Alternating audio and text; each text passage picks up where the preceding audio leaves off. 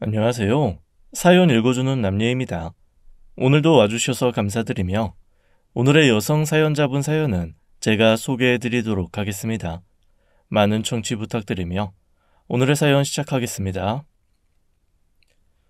안녕하세요, 여러분. 다른 분들의 사연을 늘 듣기만 하다가 오늘은 저도 사연을 보내네요. 저는 40대 중반의 돌싱녀이자 이제 막 제 이름으로 피자 가게를 오픈한 초보 자영업자랍니다. OECD 회원국 중 우리나라가 자영업자 수로 5위에 오른다죠.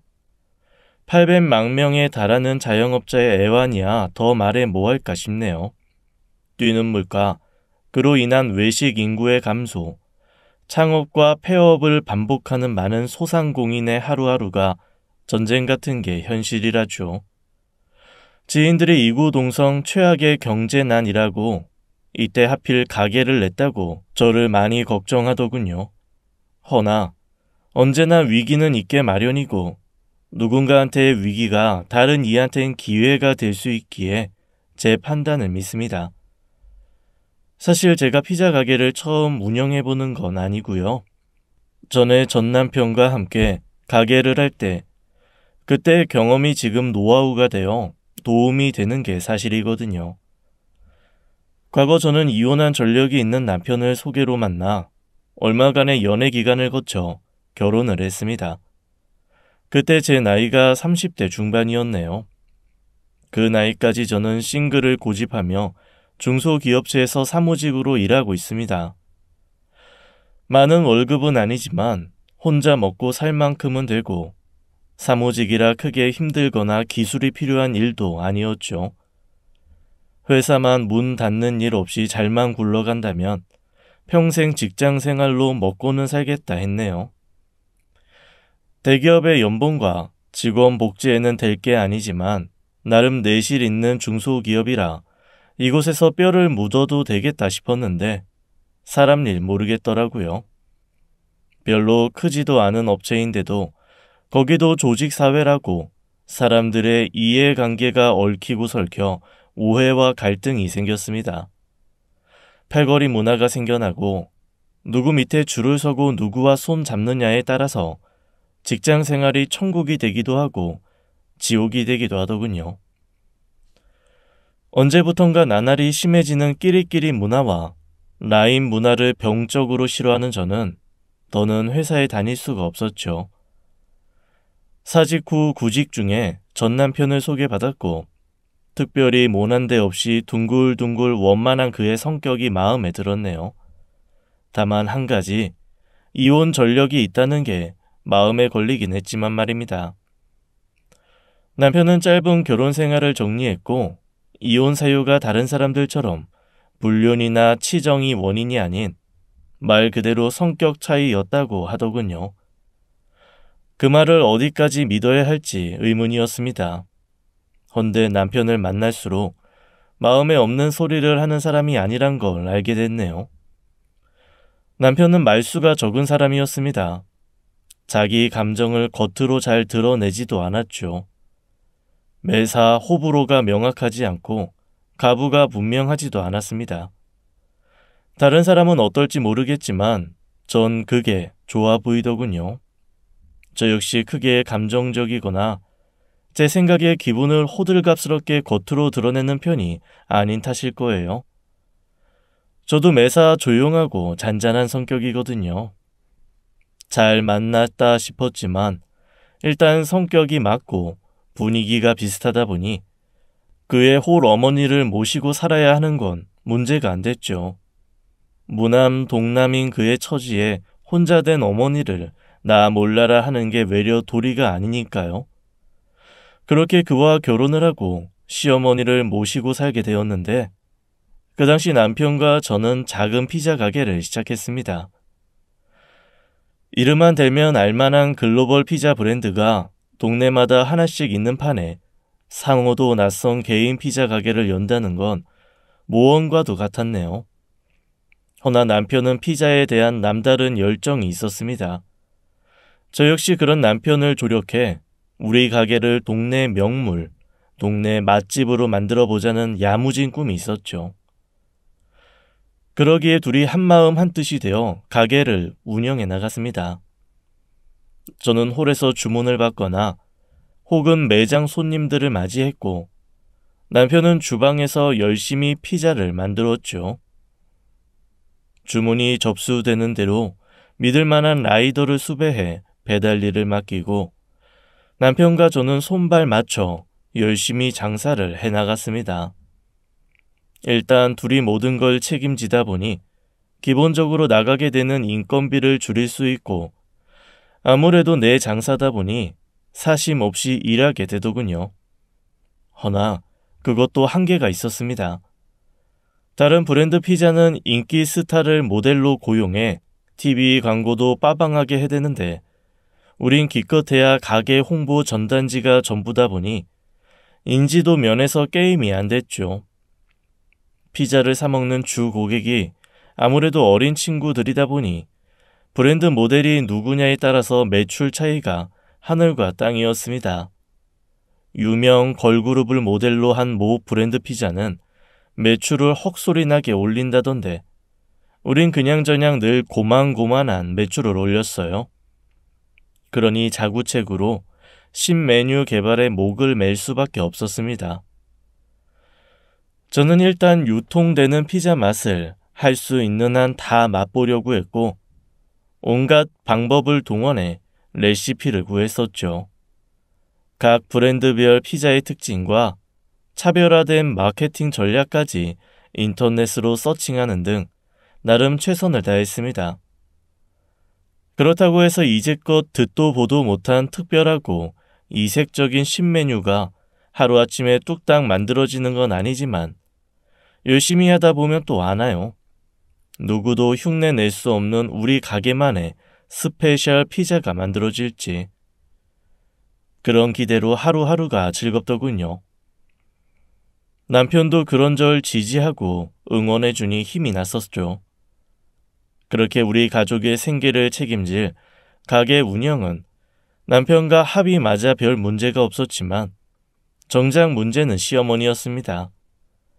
이게 남의 일일 땐 별 문제가 아닌 것 같은데 정작 내 일이 되고 보면 절대 작은 문제가 아닌 일이더군요. 저도 남의 일 같으면 듣기 좋은 소리로 시어머니한테 무조건 맞춰두려 쉽게 말했을 겁니다. 헌데 정작 제 일이고 보니 그게 안 되더군요. 한마디로 시어머님과 저는 모든 게 상극이었습니다. 성격, 취향, 기호, 취미, 하다못해 식습관까지 극과 극인 사람이 한 집에 살자니 지옥도 그런 지옥이 없더군요. 저는 말수가 적고 성격도 내성적인 편입니다. 그런 면에서 남편과 잘 맞는다고 할 수 있죠. 또한 저는 남의 일에 크게 관여하거나 다른 사람의 얘기를 하는 것도 듣는 것도 좋아하지 않는 편이네요.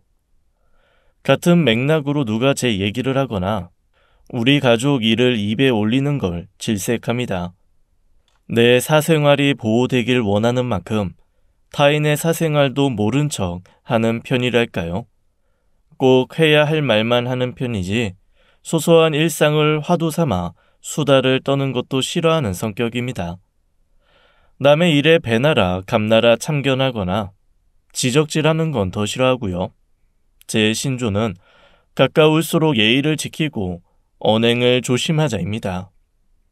그렇게 서로 조심하면 감정 상할 일 없고 사이 틀어질 일 없으니 매사 서로 조심하자는 주의랍니다.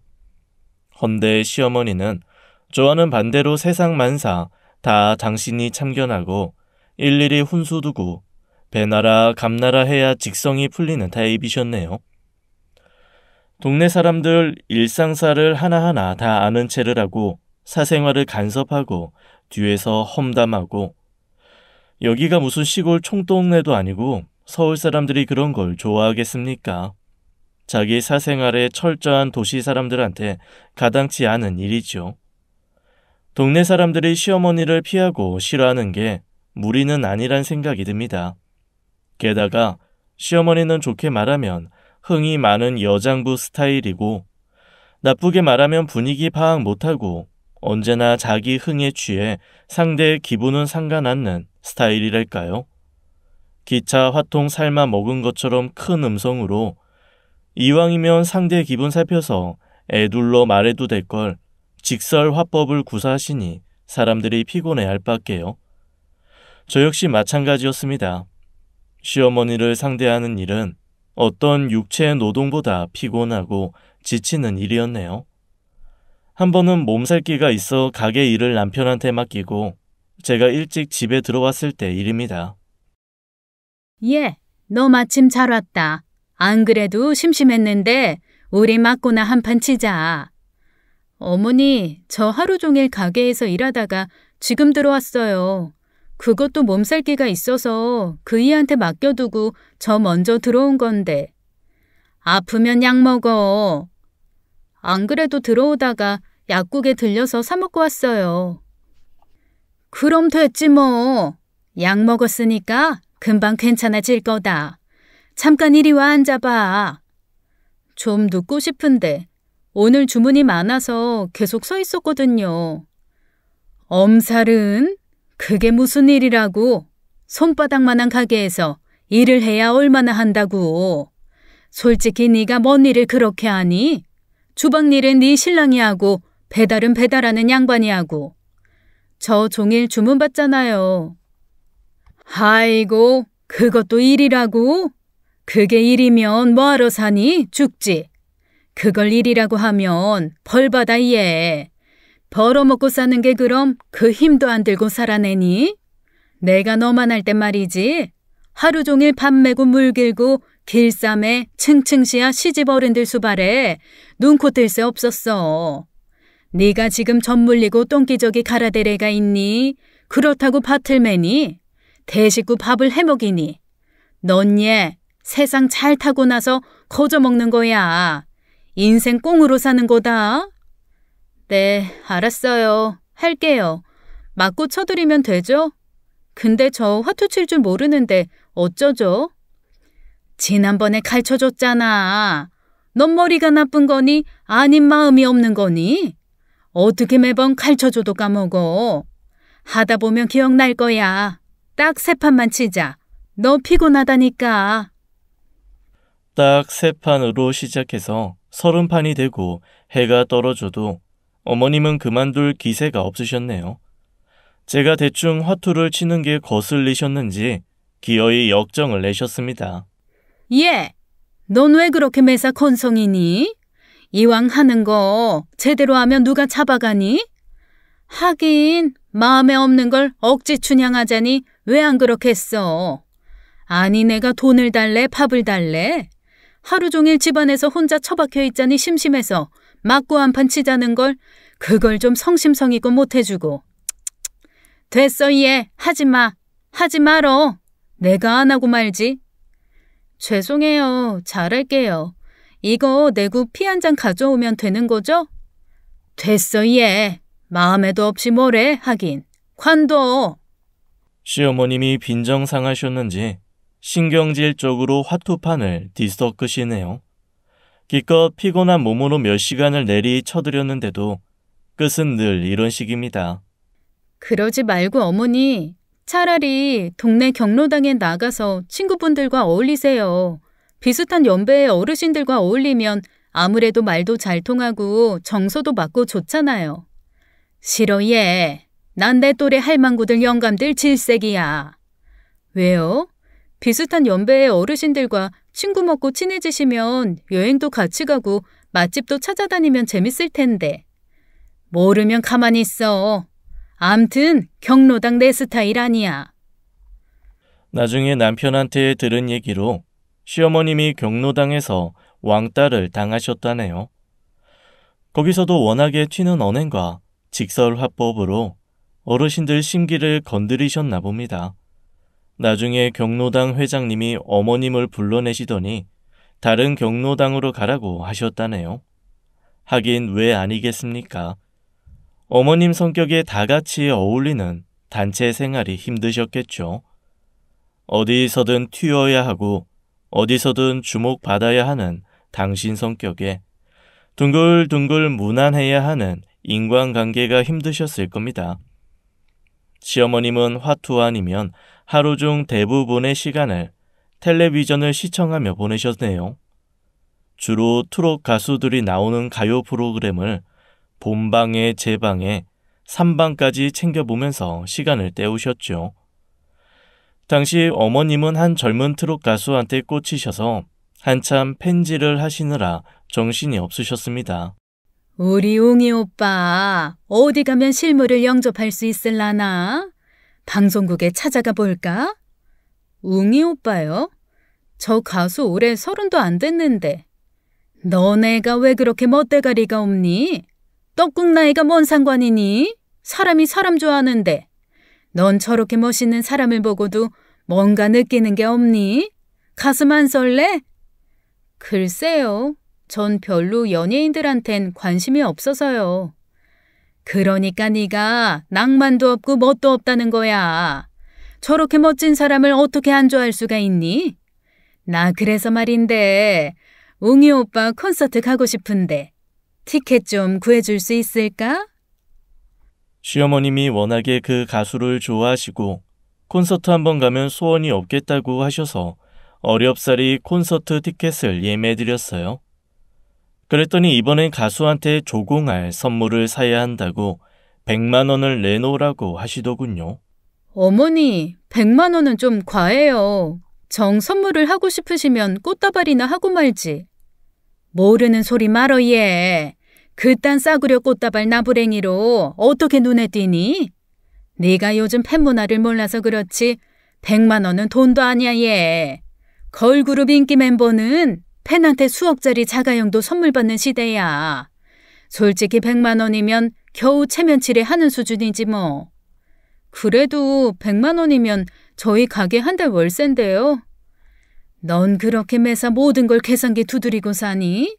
그래서 줄 거야 말 거야? 드리긴 하는데요. 이번이 마지막이에요. 다음엔 안 돼요. 저요, 차라리 이 돈으로 어머님이 쓰시는 거면 안 아까워요. 그치만 돈 잘 버는 연예인한테 갖다 바치는 건 좀 그래요. 100만 원 남기려면 그 이하고 제가 피자를 몇 판이나 팔아야 되는지 아세요? 그래 알았어. 알았으니까 잔소리 좀 그만해. 그거 몇 푼 내놓고 생색은 톡 까놓고 너 내가 다른 집 치모들처럼 남자를 만나러 댕기니? 아니 먹대 노름을 하니? 다른 집은 영감쟁이랑 연애질하고 날마다 끌어모여서 노름도 해 얘. 그런 거에 대면 얼마나 애교니? 너 내가 듣도 보도 못한 영감쟁이랑 연애하고 결혼한다 그러면 어쩔 거야? 그럼 너 팔자에 없는 시아버지 모시고 살아야 돼. 내가 너 생각해서 그런 거 안 하잖아. 좋아하는 연예인 덕질 좀 하는데 그게 그렇게 못마땅하니? 우리 살림에 만만치 않은 금액이었지만 시어머니 취미 활동비로 생각하고 큰 마음 먹고 해드리기로 했습니다. 100만 원을 은행에서 찾아와 어머니께 드리면서 그땐 그게 마지막인 줄 알았죠. 헌데 그런 식으로 한 번이 두 번 되고 두 번이 세 번이 되고 금액도 점점 커지고 나중에 정말 감당이 안 되더군요. 결국 시어머니께 더는 해드릴 수 없다고 하자 어머님이 길길이 화를 내셨고 저하고 말 섞기 싫다며 2달을 조면하셨답니다. 시위하듯 식음을 전폐하고 머리 싸매고 누워서 내가 죽어야지 마음에도 없는 소리를 하시면서 남편과 저를 힘들게 하시더군요. 결국 우리 부부가 두 손 들었죠 뭐. 남편이 붓던 적금을 해약하고 어머니께 돈을 해드렸고 어머님은 그 돈으로 좋아하는 가수 덕질을 원 없이 하셨습니다. 그렇게 돈을 있는 대로 꼬라박고는 언제부턴가 덕질도 시시하다며 그만두시더군요. 늦게나마 그만두신 게 다행이지만 그동안 갖다 바친 돈이며 고가의 선물 공세는 지금 생각해도 너무 아깝단 거죠. 시어머님은 밥상에 육고기가 안 올라오면 수저를 안 드시는 분이고 저는 알러지가 있어서 육류를 입에도 못 대는 체질이라 밥상 머리에도 우리 고부는 늘 불편했습니다. 솔직히 불편한 건 제 입장이고 어머니야 당신 식성대로 드시니 편하셨을 거예요. 한 번은 시어머님이 같이 대중 목욕탕을 가자고 하셨습니다. 같이 가서 서로 등도 밀어주고 수다 떨자면서요. 저는 철 들고부터 친정 엄마와도 같이 대중탕을 간 적이 없네요. 아니 살면서 대중탕 자체를 몇 번 가본 적이 없습니다. 사실 저는 어렸을 때 펄펄 끓는 물 주전자를 실수로 뒤엎고 허벅지에 화상 흉터가 있거든요. 남편과 첫날 밤을 치를 때조차 그 흉터가 신경 쓰이고 혹 남편이 이상하게 생각할까 얼마나 마음 쓰였는데요. 그걸 시어머님 앞에 내보이는 건 도저히 안 될 일이었습니다. 제가 대중탕 동행 요구를 거절하자 아니나 달라 시어머니가 역정을 내시더군요. 참 별나다 별나. 넌 어째 하나부터 열까지 나랑 맞는 게 없니? 난 네가 이럴 때 오만정 떨어져. 가족끼리 목욕 같이 갈 수도 있지. 시모가 가자는데 굳이 안 간다고 버팅기는 건 또 뭐니? 같은 여자끼리 뭐 남 안 달린 게 달린 것도 아니고. 저는 할 수 없이 시어머니께 제 상황을 사실대로 말씀드렸어요.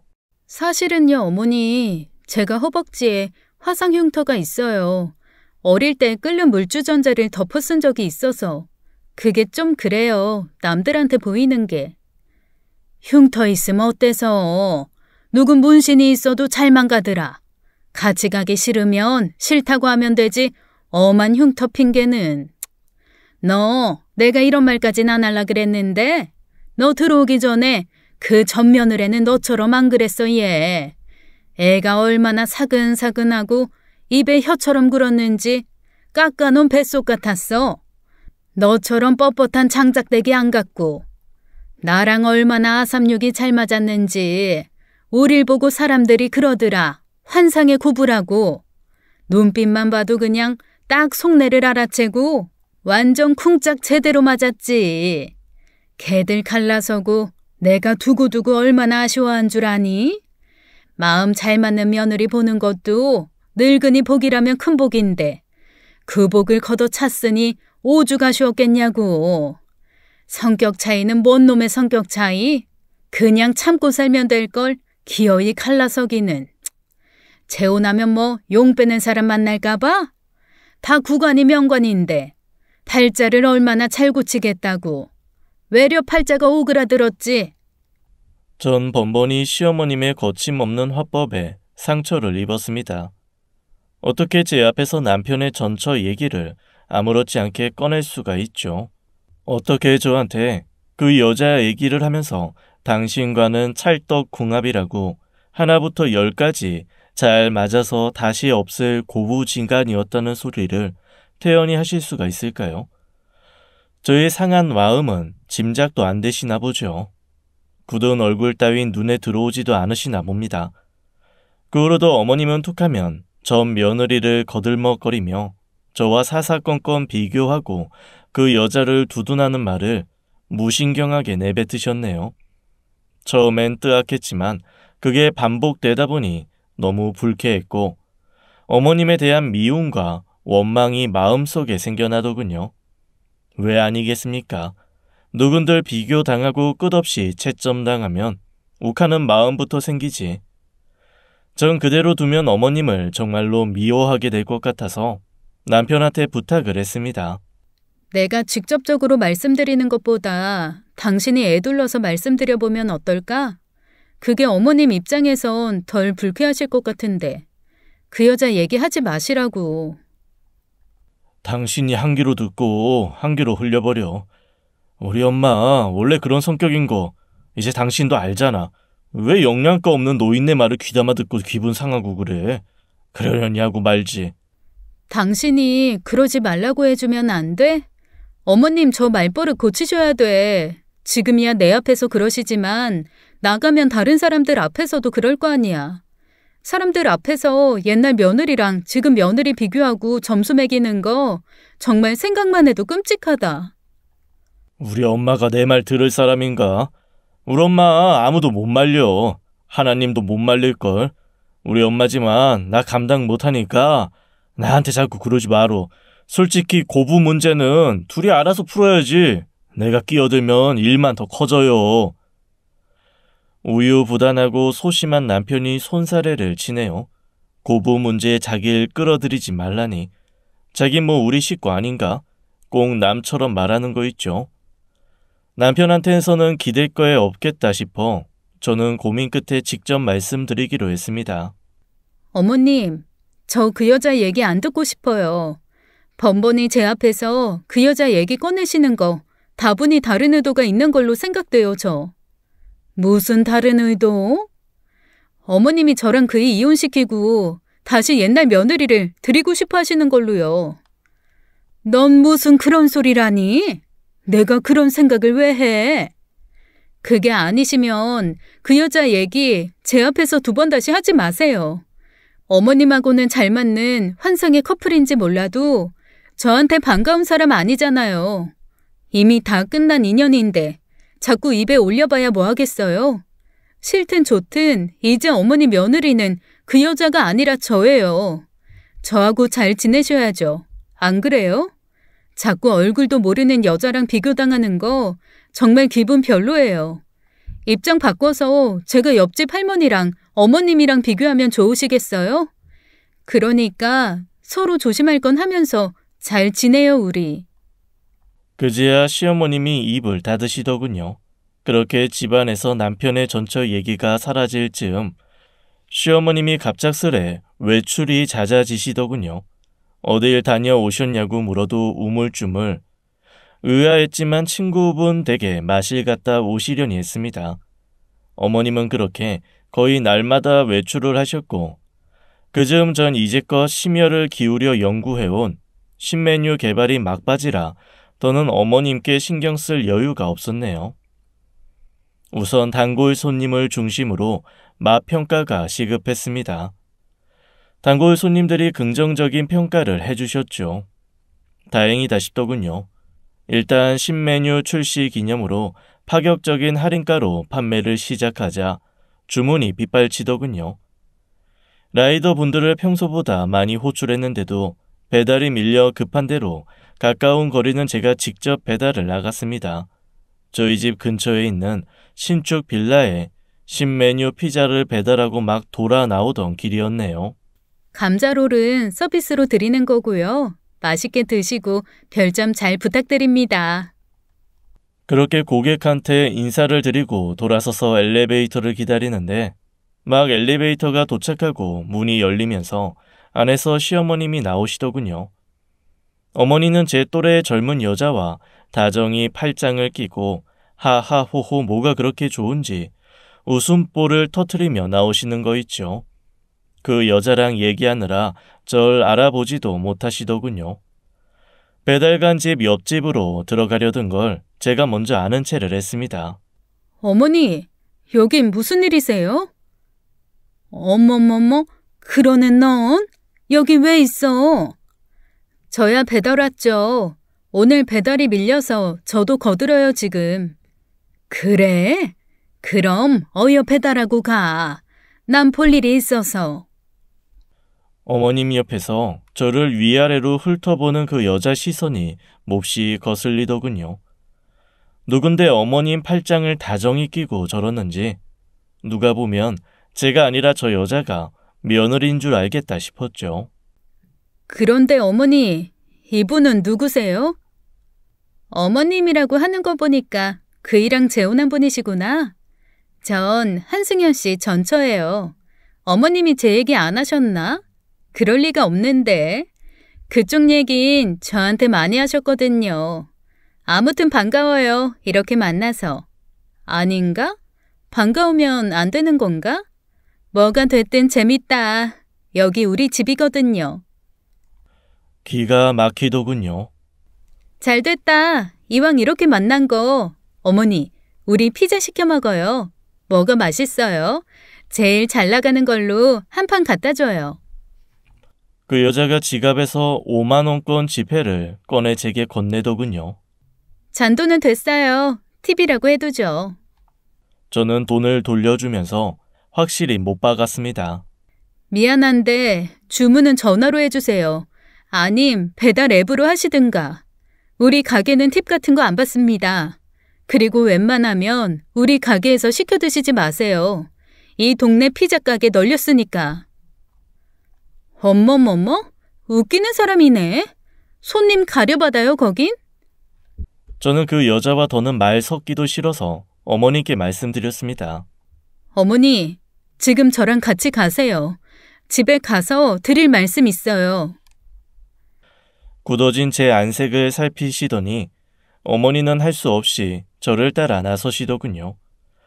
그리고 집으로 와서 제가 갖는 여러 궁금증을 그저 한마디로 일축해버리셨습니다. 걔가 원래는 저기 의정부 쪽에서 전세 살았는데 거기 전세 기한이 다 됐다는 거야.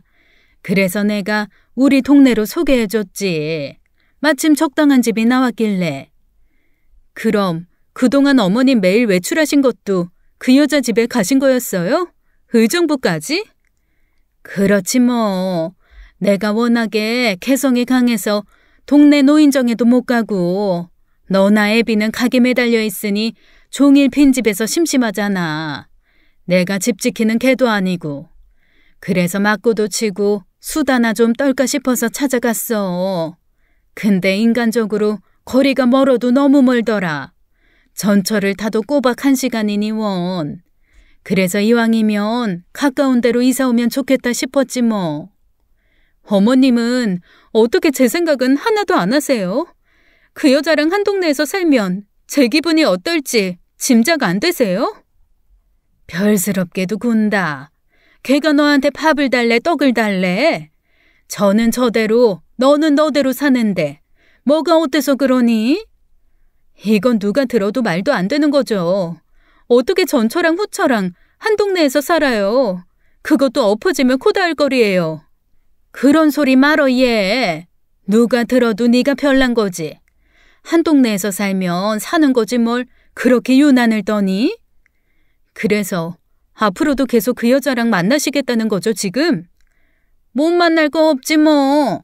톡 까놓고 아들놈하고 인연 끊기는 거지 나하고는 아니지. 내가 왜 니들 때문에 걔랑 억지로 절연해야 되니? 너 때문에 영 끊고 살고 싶지도 않어. 솔직히 누구도 걔처럼 내 마음에 들기 힘들거든. 말동무도 되고 친구처럼 어울려 놀다 보면 하루가 후딱 가서 난 너무 좋다 얘. 그리고 이왕지사 말란 김에 한마디 하겠는데 네가 걔만큼 했으면 내가 걔를 찾겠니? 이게 다 네 탓이지.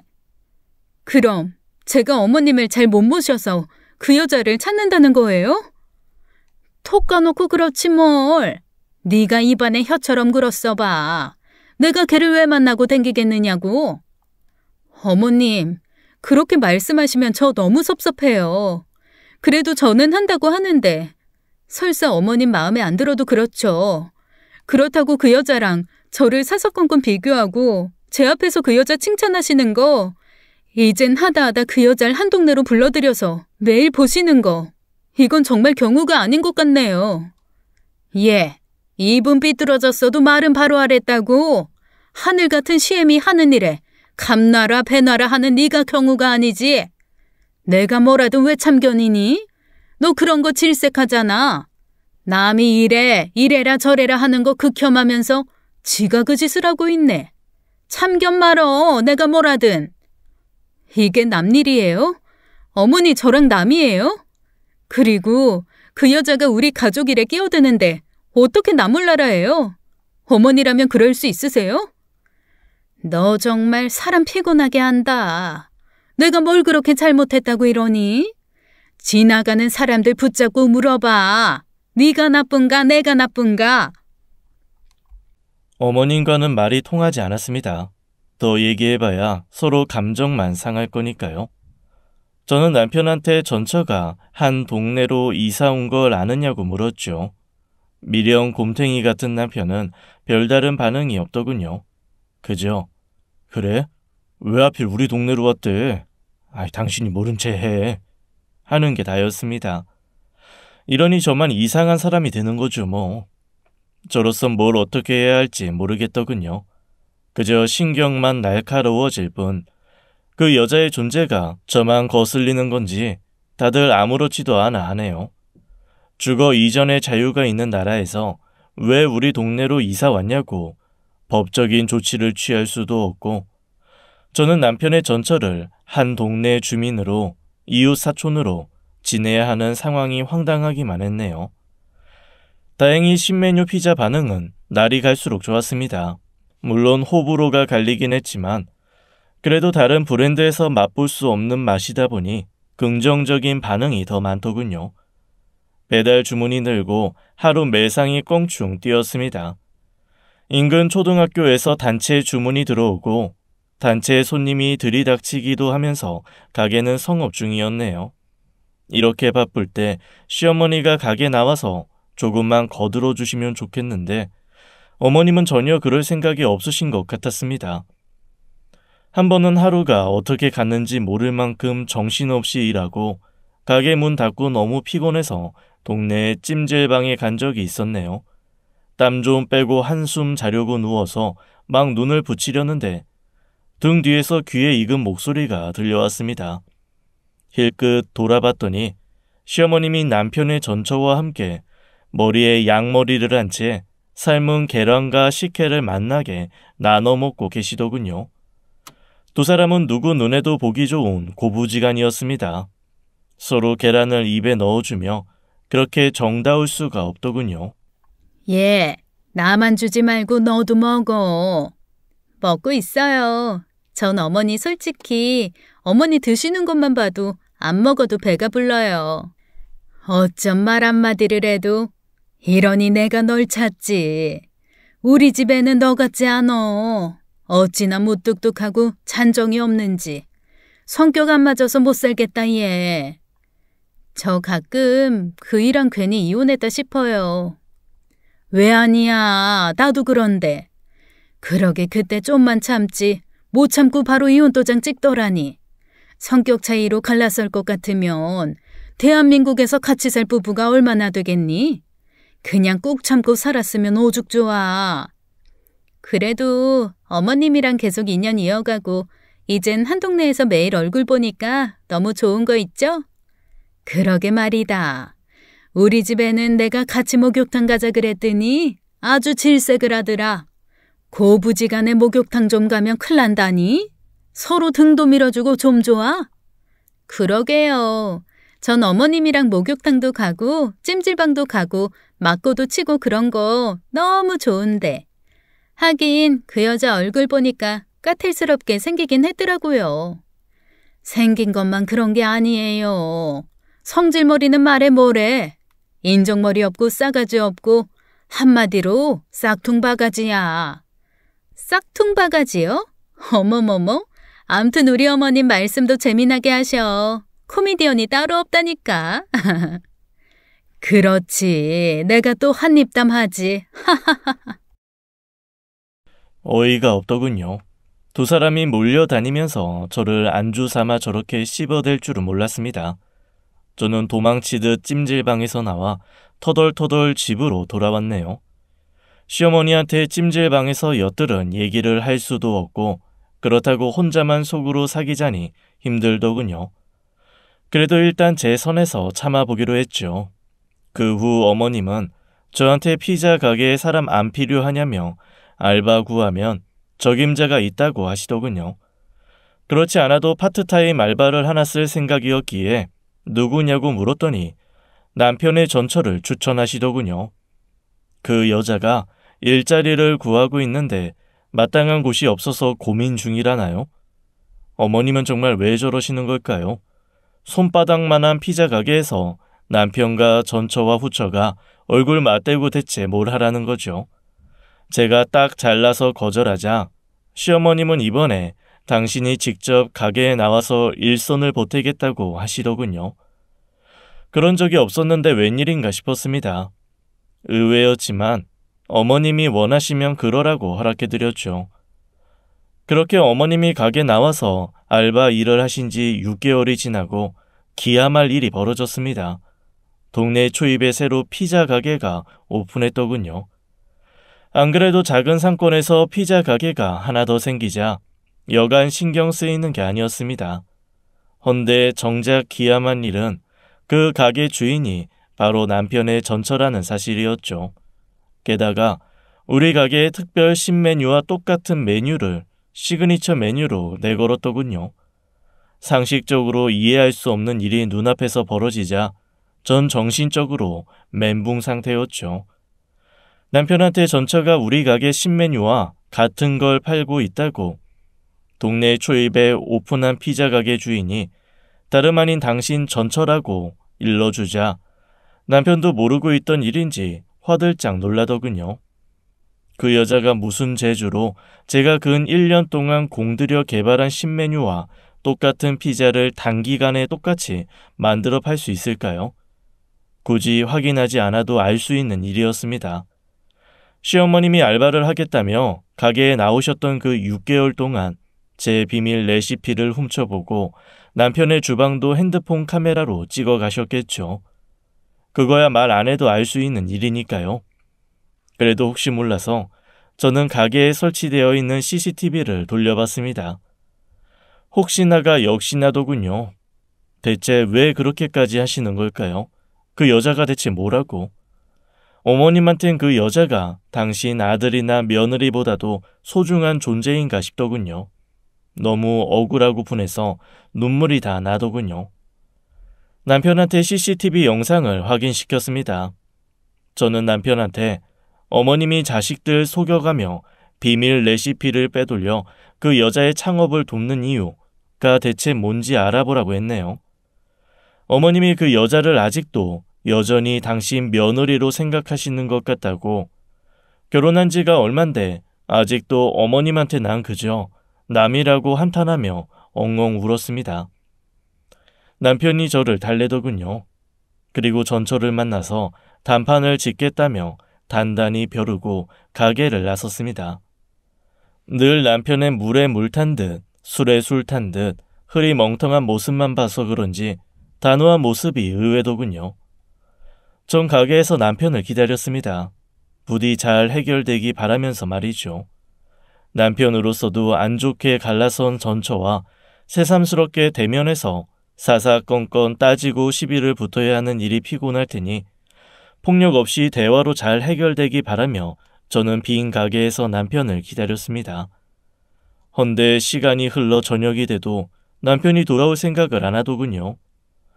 저는 남편을 찾아 그 여자의 가게를 갔고 가게에는 직원들 뿐이었습니다.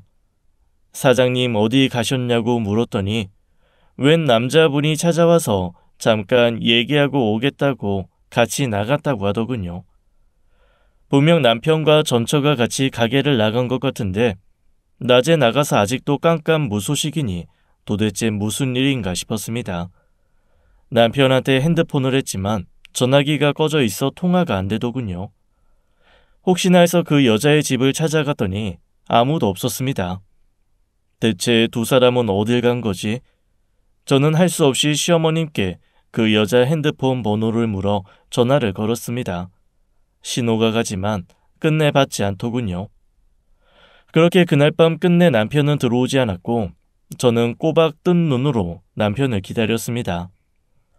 남편을 기다리다가 깜빡 잠이 든 새벽녘에 띠링 문자 수신음에 번쩍 잠에서 깨서 전 핸드폰을 확인했네요.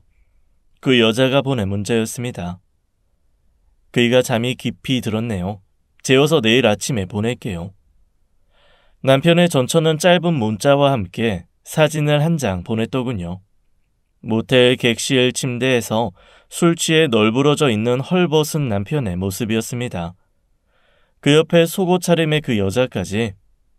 도대체 이따위 사진을 보낸 저희가 뭔지, 그 전에 남편은 왜 그 여자랑 모텔까지 가서 술이 떡이 돼서 인사불성으로 저러고 있는 건지 도통 모르겠더군요. 이게 지금 상식적으로 일어날 수 있는 일인가요? 사진 보고 열 좀 받아라 하는 그 여자의 얕은 속셈을 모르는 바 아니지만 어쩔 수 없이 화가 머리끝까지 치밀어 올랐습니다. 남편을 용서할 수 없더군요. 다음날 집에 들어온 남편은 아무 일도 없다고 변명했습니다. 전처랑 얘기하다가 말이 안 통해 화가 나 술을 한 잔 마셨고, 그러다가 술이 땡겨서 더 마시고 그러다가 술이 술을 불러서 또 마시고, 그렇게 꽐라가 되도록 퍼마시고 술집에서 필름이 끊겼다네요. 전처가 인사불성인 자기를 들쳐매고 근처 모텔로 데려간 것 같다고 하는 거 있죠. 절대 아무 일도 없었다는데 이걸 믿으라고 하는 소린지 아니면 발등에 불 떨어졌다고 마구잡이로 지어내는 건지 모르겠더군요. 여튼 남편은 그렇게 믿기지 않는 변명을 구차하게 해댔죠. 그런 남편도 남편이지만 저를 더 화나게 하는 건 시어머니였습니다. 남편이 전처와 밤을 보내고 들어와도 별일 아닌 것처럼 구시더군요. 사람이 술 취하면 그럴 수도 있지. 뭘 그렇게 사람을 잡니? 아무 일도 없었다잖아. 그럼 됐지. 그냥 사람을 이리저리 물고 뜯어요. 너 그 버릇 고쳐. 그거 사람 엄청 피곤하게 하는 거야. 다 좋은 게 좋은 거지. 한 번쯤 그냥 넘어갈 수도 있지. 뭘 그렇게 꼬치꼬치? 저는 도저히 더는 못 참겠더군요. 어머니는 뭐가 그렇게 좋은 게 좋은 거예요? 남편이 이혼한 전처랑 모텔에서 하룻밤 자고 들어왔는데 그걸 그냥 넘어가라고요? 그럴 수 있는 일이라고요? 도대체 어머니는 상식이라는 게 있는 분이세요? 아님, 저한테만 일부러 억지 부리시는 거예요? 저요, 정말 많이 참았고 살다 보면 어머님도 변하실 거란 기대로 살았는데요. 더는 못하겠네요. 어머닌 절대 변할 사람이 아니고 저한테 죽을 때까지 이러실 분이세요. 그래서 저요, 더는 어머님 며느리 안 하려고요. 어머머머? 얘 말하는 것 좀 봐. 너 싸가지를 판 말아먹었니? 너 지금 말 다 한 거야? 네가 지금 내 며느리 안 한다는 건 내 아들하고 갈라서기라도 하겠다는 거야 뭐야? 네, 어머님 아들하고 갈라서려고요. 그럼 전처랑 모텔까지 간 사람하고 계속 살 줄 알았어요? 제가 미쳤어요? 그래, 네 마음대로 해라. 안 말려. 누가 겁낼까 봐? 이혼해. 나야 더 좋지. 인생은 원래가 똥차 빠지고 나면 벤츠 들어오는 법이거든. 나 이제야 하는 말이지만 처음부터 너 마음에 안 들었다? 내 자식이 좋다니 마지못해 승낙한 거지. 머리부터 발끝까지 어디 한 군데 마음에 드는 데가 없었어. 처음부터. 네 그 성격 그걸 누가 받아주니? 어떤 시어미가 좋다 그래? 며느리가 돼서 시애미 비위도 못 맞추는 주제에 큰 소리는? 다른 집 며느리처럼 시애미 비위도 맞추고 알랑방구도 끼고 살랑살랑 거려야지. 이건 뭐 지 생겨먹은 대로 뻣뻣하게 구니? 너 그 성격으로 어딜 가도 소박당해. 두고 봐라. 내 말이 틀리나. 안 그러냐 아범아? 아이, 엄마 좀 가만 좀 계셔봐. 여보, 이혼이라니. 이게 무슨 소리야? 왜 우리가 이혼을 해? 당신 갑자기 이러는 거 아니다 진짜? 갑자기? 당신한텐 갑자기겠지. 그치만 난 아니야. 결혼하고 이날 이때까지 당신이 내 편인 적 한 번이라도 있었니? 든든히 날 지켜준 적 있었냐고. 어머니 말도 안 되는 생때 억지에 사람 피곤하게 할 때도 나 몰라라 방관만 했지. 언제 이 집안 가장으로서 제대로 교통정리 한 적 있었냐고. 거기다 이젠 대놓고 전처랑 모텔까지 들락이는 주제에 뭐? 이혼을 왜 하냐고? 웃긴다 정말. 여보, 나 진짜 아무 일 없었어. 내가 그 여자랑 그 짓을 했으면 당신 아들이다. 어젯밤에 나 완전히 필름 끊겨서 하고 싶어도 못해요 그거. 상관없어. 설사 무슨 일이 있었다고 해도 이제 내 알 바 아냐. 나 당신한테 정 떨어졌거든. 여보, 제발 이러지 마라. 내가 잘못했어. 한 번만 용서해주라. 다시는 이런 일 없을 거니까 한 번만 용서해주면 내가 당신한테 잘할게. 어? 제발. 남편은 거듭 용서를 빌더군요. 허나 시어머님은 달랐습니다. 그만둬 이놈아. 넌 사내 새끼가 돼서 벨도 없냐? 저희 마누라한테 파리 마냥 빌고 있네. 끝내고 싶다는데 뭘 그렇게 매달려 미련하게. 당장 이혼 도장 찍어줘 버려. 누가 아쉬운데? 이혼하고 네 전처랑 다시 합쳐. 그럼 되잖아. 간단하고 좀 좋아? 뭘 합치긴. 내가 그 여자랑 왜 또 살아야 되는데? 걔만큼 나하고 잘 맞는 애가 없다니까 그러네. 그럼 엄마가 그 여자랑 결혼해서 살면 되겠네. 나 끌어들이지 말고. 미친놈. 지금 그걸 말이라고 하냐? 엄마가 미쳤지 내가 왜 미쳐? 그러게 왜 엄마 맘에 드는 며느리를 찾아요? 결혼을 엄마가 하나? 데리고 사는 건 난데. 내 맘에 들고 나랑 잘 맞아야지. 그럼 이날 이때껏 너 낳고 키워준 애미는 뭐냐? 네 맘에만 들면 땡이다 이거야? 내 맘엔 판도 안 차도? 그러니까 왜 며느리를 엄마 맘으로 뽑냐고요. 그전에도 나 그 여자랑 결혼 안 하고 싶었어. 맞는 구석이 하나라도 있어야지. 근데 엄마가 밀어붙였잖아. 엄마 맘에 든다고. 결국 1년도 못 살고 이혼했어. 근데 또 그 여자랑 살라고? 엄마 제정신이야? 나 이혼 안 해. 내가 왜 이혼을 해요? 이놈이 이거 여편네한테 홀려서 정신 못 차리네. 너 니놈아 네 마누라가 죽으라 그러면 죽을 거야? 죽을 짓을 했으면 죽는 거지 뭐. 지랄하네. 무조건 이혼해. 내가 너 이혼시키고 말 거야. 이혼하고 전처랑 재혼해. 그럼 깔끔하게 정리되는 거니까. 깔끔하긴 뭐가 깔끔해. 아이 엄마는 빠지래도? 이건 내 문제예요. 모자가 악을 쓰며 싸우는 걸 지켜보다가 전 고개를 절레절레 흔들었습니다. 더 있어봐야 좋은 꼴 못 볼 것 같아 저는 그 길로 옷가방을 챙겨들고 집에서 나왔네요. 붙잡고 매달리는 남편을 단호히 쳐내고 집에서 나와 친정으로 들어갔습니다. 그 후 남편이 친정까지 쫓아와서 무릎 꿇고 빌었지만 그런다고 해서 해결될 일이 아니었죠. 그런 식으로 간단히 사과받고 용서해주기에는 결혼 생활 동안 제가 받은 소외감, 상처, 고통이 너무 컸으니까요. 제가 친정에서 이혼에 필요한 서류를 준비 중일 때 남편의 전처가 전화로 절 불러낸 적이 있습니다. 이혼한다고 들었는데 내가 도울 일 없을까요? 말은 고마운데 이미 충분히 도움 줬으니까 됐어요. 그이랑 잘 살게요. 그 사람 돌려줘서 고마워요. 누가 들으면 내가 상간녀인 줄 알겠네. 그래요. 어디 잘 살아봐요. 특히 그쪽이랑 영혼의 단짝인 시어머니랑 행복하면서 잘 사세요. 근데 저한테 상간녀 소송하실 거예요? 그날 밤 모텔에서 잤다면서요. 그래서 속옷 차림으로 사진 찍어서 보낸 거 아닌가요? 소송하라는 뜻 아니었어요? 아니, 난 꼭 그런 뜻으로 보낸 건 아니거든요. 난 그냥 그쪽 열받게 하려고. 무슨 생각으로 보냈든 덕분에 소송이 쉽겠어요. 증거가 워낙 빼박이라. 그냥 쿨하게 이혼하시면 안 돼요? 상간녀 소송 이런 거 하지 마시고. 누구 좋으라고? 내가 왜 그래야 되는데요? 그냥 이혼만 하시지. 그럼 내가 평생 은인으로 생각할 텐데. 나 그쪽한테 은인 같은 거 할 생각 없어요. 그럼 어떡해. 나 위자료 줄 돈 없는데. 가게 내느라 완전 개털인데. 가게도 다 은행 돈으로 차린 거예요. 사진 괜히 보냈나 봐. 내가 그날 왜 그랬지? 아, 내가 미쳤어. 근데 위자료 얼마나 준비해야 돼요? 대출 받아야 돼요? 그거야 판사님이 알아서 하실 일이죠. 근데 그 목에 두른 스카프 혹시 어머님한테 받은 거예요? 맞아요. 어머님이 주셨어요. 선물이라고. 그거 내가 해드린 거예요. 어머님 생신 때 큰맘 먹고 하도 명품 하나 없다고 난리치셔서. 그게 돌고 돌아 그쪽한테 갔네요. 시어머님 사랑 정말 눈물 겹네요.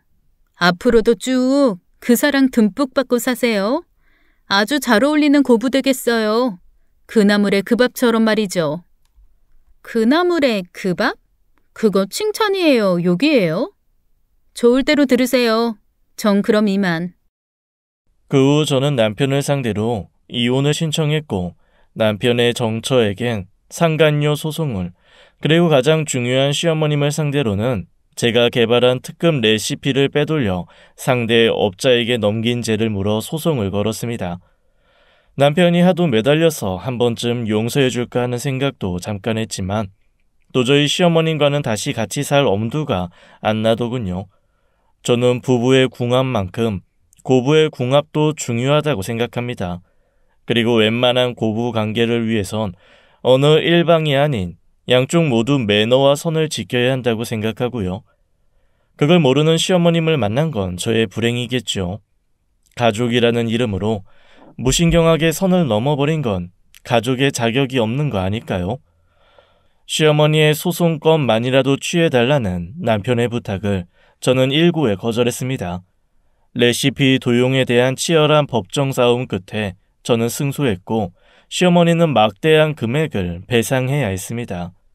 그 탓에 남편이 가게를 정리했다고 하더군요. 저는 배상금으로 친정 동네에서 작게 제 이름을 내건 피자 가게를 오픈했습니다. 가게를 차리고 이젠 정말 내 장사다 싶으니까 더 열의가 생기더군요. 아직 시작한 지 얼마 안 돼 장사는 임대료와 인건비 정도 나오는데 입소문만 제대로 타면 곧 자리 잡지 않을까 희망을 가져봅니다. 길지 않은 결혼 생활을 끝내고 돌싱이 되면서 저는 많은 생각을 했고 또 저 자신을 반성도 했지만 중요한 건 과거가 아닌 바로 지금이라는 걸 깨달았네요. 해서 지금 바로 오늘도 열심히 맛나게 피자를 굽고 있답니다. 여러분 인천 만석동에 오시면 저희 피자 가게 꼭 한번 들려주세요. 힘든 시기에 다들 어려우실 겁니다. 하지만 오늘 하루를 열심히 살아내면 분명히 내일은 더 좋은 하루가 될 거라 믿네요. 햇병아리 자영업자가 대한민국 모든 선배 자영업자들에게 함께 파이팅 하자고 하고 싶습니다. 선배님들 다 같이 파이팅, 우리 힘내자고요. 지금까지 제 사연 들어주셔서 감사합니다. 지금까지 사연 읽어주는 남녀였습니다. 끝까지 함께 해주신 여러분 감사드리며 저희는 다음 사연으로 돌아올게요. 감사합니다.